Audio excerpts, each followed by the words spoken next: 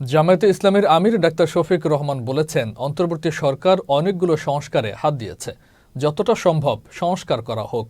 আজ দিনাজপুরে জামায়াতে ইসলামীর কর্মী সম্মেলনে তিনি বলেন, দেশে ফ্যাসিবাদীর মতো জমি দখল, চাঁদাবাজি ও লুটতরাজ চলছে। জামায়াত ইসলামী বা ছাত্র শিবিরের কোনো নেতাকর্মী এসবের সাথে জড়িত হয়নি। এ সময় লুটপাট ও জমি দখলদারীদের বিরুদ্ধে ব্যবস্থা নিতে অন্তর্বর্তী সরকারের প্রতি আহ্বানও জানান তিনি। আমরা বর্তমান সরকারকে বলি, অনেক সংস্কার করার ব্যাপারে আপনারা হাত দিয়েছেন, যতটা সম্ভব করুন, তবে আরেকটা বিষয়ে হাত দেন। একটা নিরপেক্ষ সরকার এটা পারবে, দলীয় সরকার হয়তো বা এটা করবে না।